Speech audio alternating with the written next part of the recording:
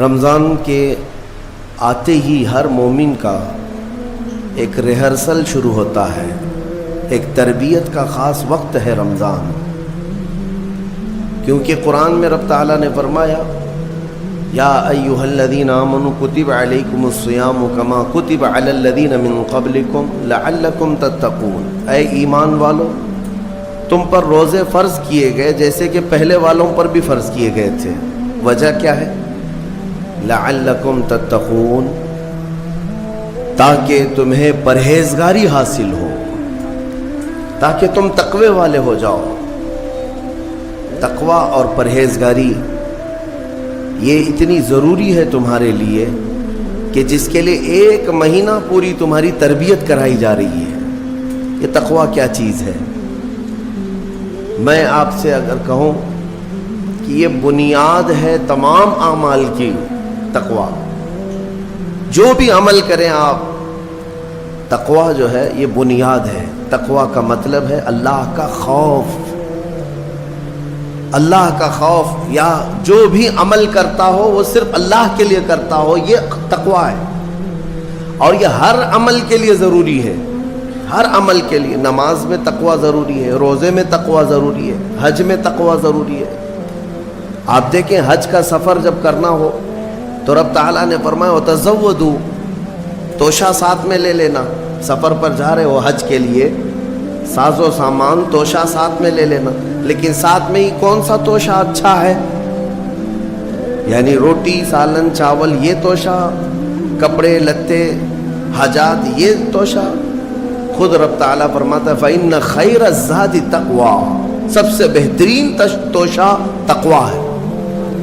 یہ تقوی کی ہر جگہ پر اللہ تبارک و تعالیٰ نے تاکید فرمائی۔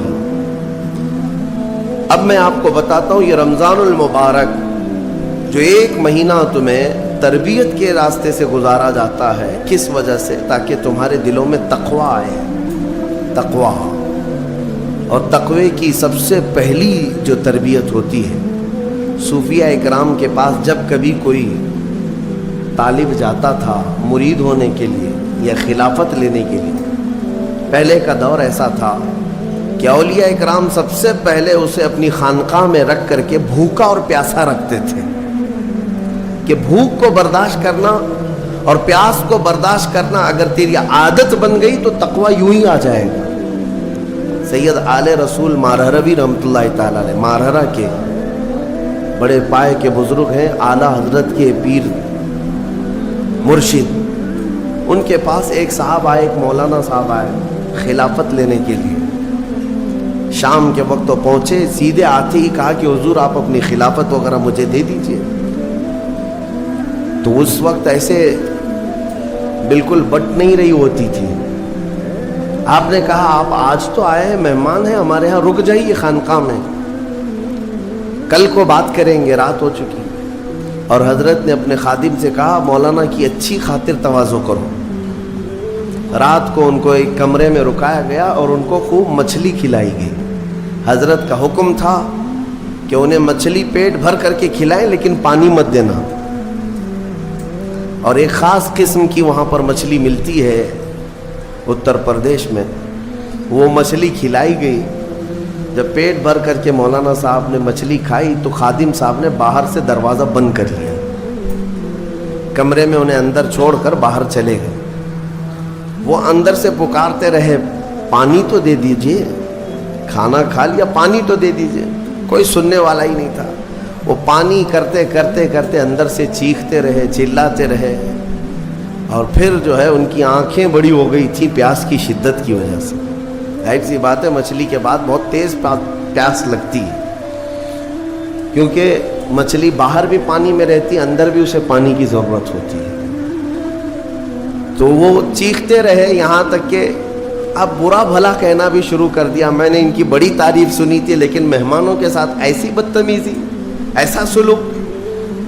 رات بھر وہ تڑپتے رہ گئے، صبح کو جو ہے نڈھال پڑے تھے زمین پر، فجر سے پہلے دروازہ کھولا گیا، انہوں نے آؤ دیکھا نہ تاؤ، خادم کا جبہ پکڑ کر کھینچا اور لڑنے پر آ گئے ہیں، تماچے لگائے، کہا کہ یہ کوئی شرافت ہے؟ یہ کوئی تہذیب ہے؟ اس طرح سے کھانا کھلا کر مہمان کو بغیر پانی کے بند کر کے چلے جاتے ہو؟ تو حضرت اس وقت آ گئے، حضور آل رسول رحمۃ اللہ تعالی علیہ قریب آئے، پوچھا کیا بات ہے؟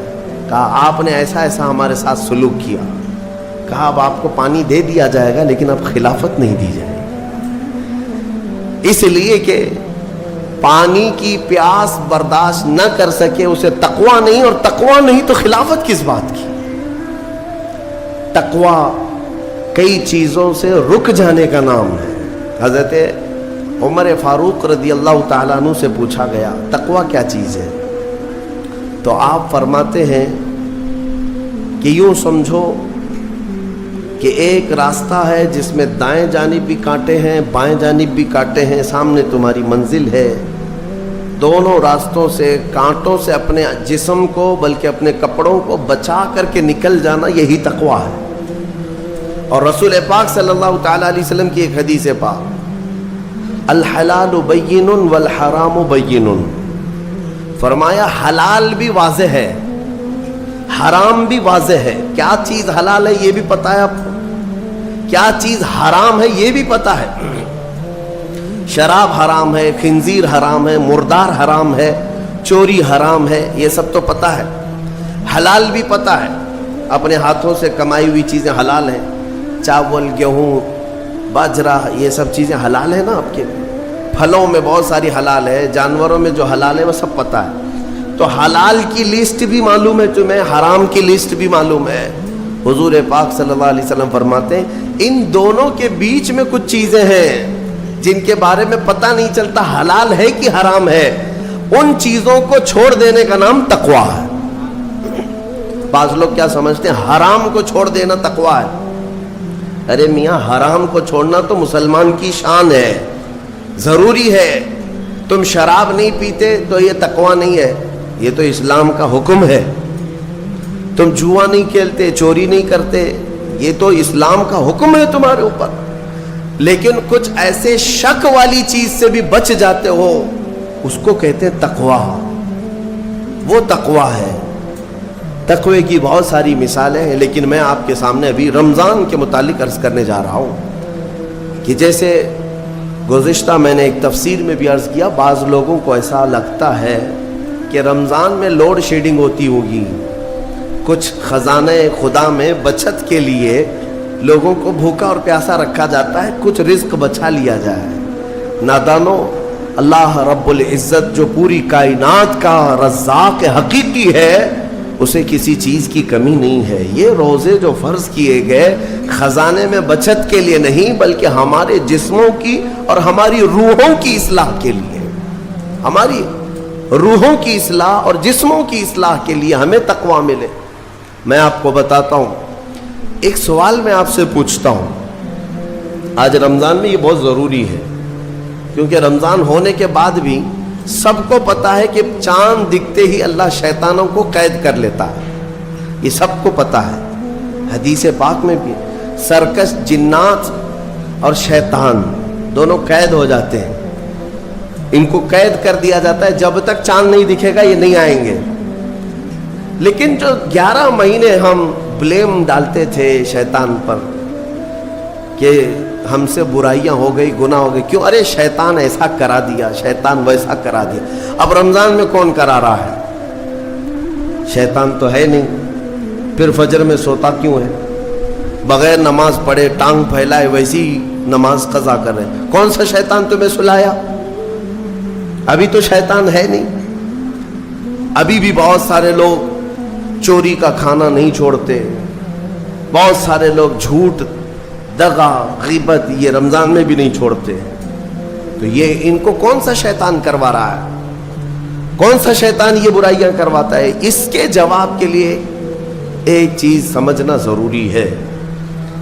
یہ بات تو مشہور ہے کہ ساری برائیاں شیطان کرواتا ہے، ابلیس کرواتا ہے نا؟ لیکن آپ کو وہ واقعہ معلوم ہے جب آدم علیہ السلام کو اللہ تعالیٰ نے پیدا کیا اور سارے فرشتوں سے کہا کہ سجدہ کرو، کل ہی کی تفسیر میں نے عرض کیا، اس میں ابلیس بھی تھا۔ ابلیس بھی اس وقت بہکا ہوا نہیں تھا، گمراہ نہیں تھا، وہ اچھا تھا. ابلیس تو بہت عبادت کرنے والا تھا اللہ تعالیٰ. تو اس نے اللہ کے حکم کو ٹال کر آدم کو سجدہ نہیں کیا, غرور میں کھڑا رہا, نافرمانی کیا.